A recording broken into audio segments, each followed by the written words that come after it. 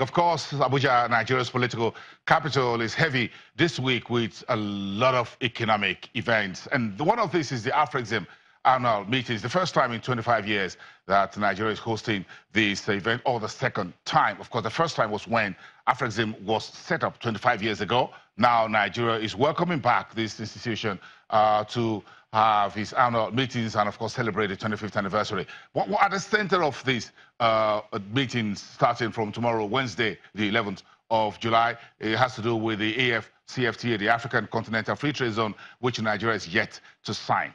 So, a few days ago, before he jetted out to Washington for the 17th AGOA Forum, I had a sit-down with Ambassador Chiedu Osakwe, who is the Nigeria's chief trade negotiator, to ask him what was the conclusion of all the roadshows that were held to get all the stakeholders on the table to sign this agreement, now that AfCFTA is here and Nigeria is yet to sign. Ambassador Osakwe has a few things to say about what has been the delay and when perhaps Nigeria will sign the AfCFTA. Let's take a listen. I know it's a straight question. The answer is that Nigeria will sign the AfCFTA at some point in time, but there are things that we still need to complete domestically.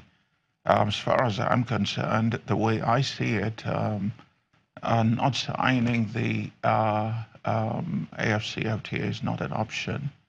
A final decision on that, of course, will be taken by His Excellency the President. But I think the bigger question is is not do we sign or do we not sign. The bigger question are the things that we need to do domestically, concluding our domestic economic process with regard to some specific issues. I think that's what we need to talk about. But do you think we ought to have done some of these legwork, or what you call spade work, before the Kigali declaration and the signing by other countries on the continent? Well, spade work and digging, they're always a work in progress. There are lots of things we've done. We've on the variable of domestic consultations and sensitization, we've gone across the country, east, west, north, and south, all the geopolitical zones. We've spoken to about 28 groups. Just this morning here in Lagos, I spoke to the second National Committee on Export Promotion of the National Economic Council.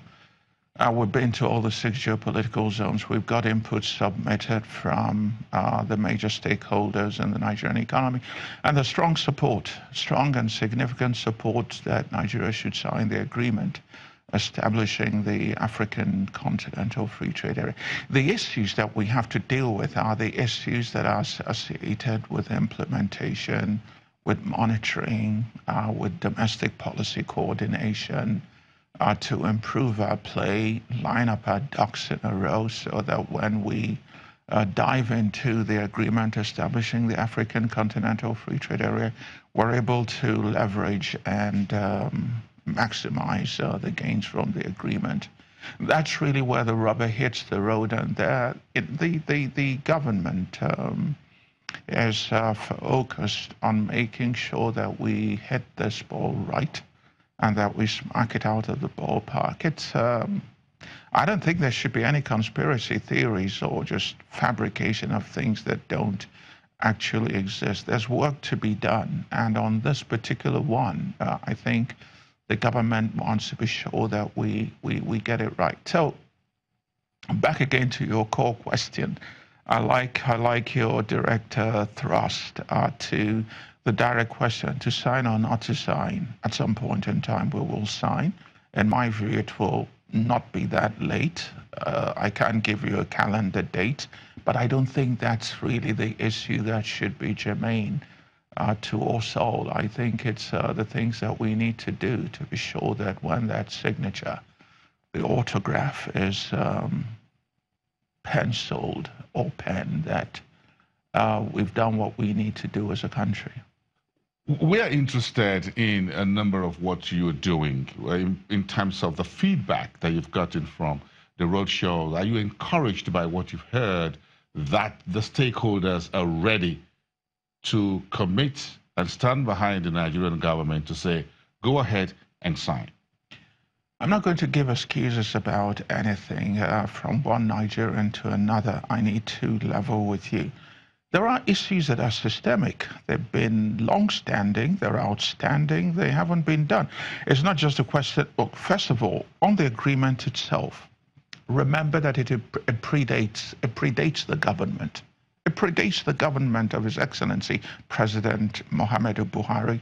The decision in establishing this agreement was taken at the 18th Ordinary Assembly of the African Union in 2012. And then it was reaffirmed with the actual negotiations launched in June of 2015.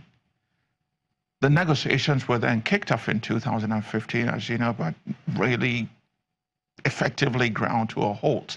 There was neither capacity nor were the big guys, Nigeria and South Africa, pushing it.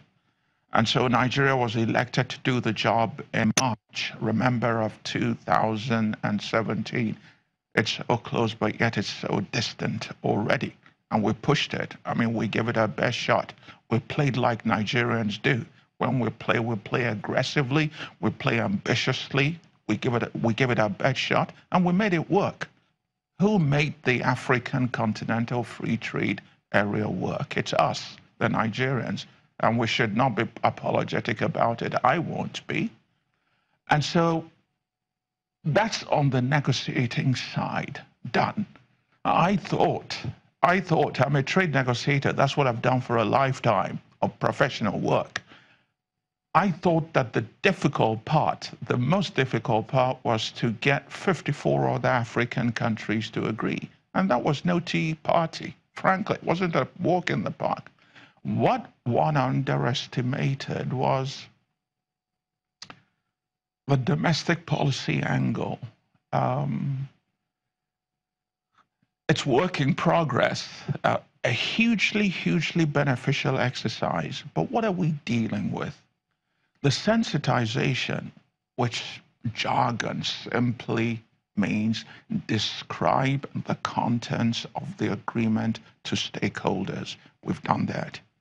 East to west, north to south, 27 groups, 28 groups. This morning I told you in Lagos, I spent approximately 90 hours of this, about 1,900 natural persons we've spoken to.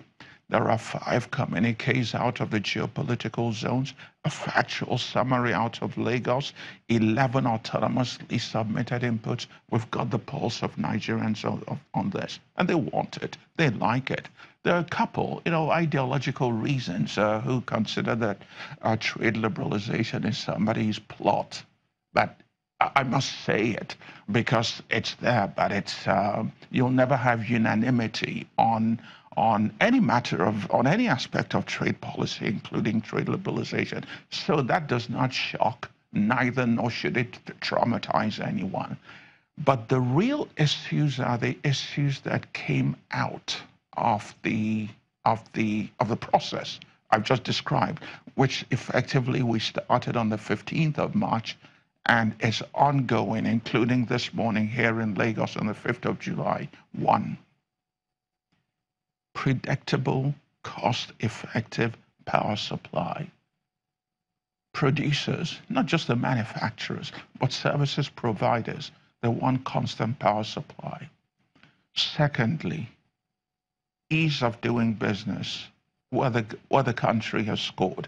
I was about to say the government, right? But I should say government plus the private sector, where it scored. But there's lots more work to do. And what are the areas of work? Touting behavior, the domestic market, the tolls on the road, the proliferation and multiplicity of taxes, speed in approval of licenses, standards, are still work that we have to do with greater facility in moving in and out of our airports and our border crossing points. Thirdly, they've spoken to us about better and more effective and more robust management of our borders. Number 4, transshipment and dumping. Those who cheat against Nigeria in our economy, practicing predatory economic attacks against this economy, dumping subsidized products. Where is the trade remedy infrastructure? The whole issue of economic and trade infrastructure. Our deep sea ports, they want more of them, and they want them to work more efficiently. The inland ports, also called the dry ports, road networks, trade corridors, railway networks, the reliability and efficiency of airline services, the informal economy.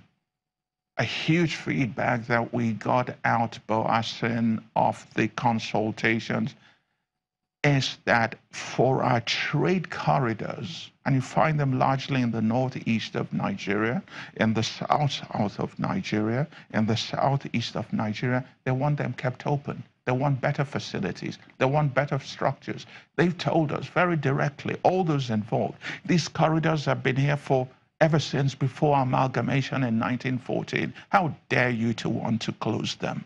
We were told in these 3 geopolitical zones.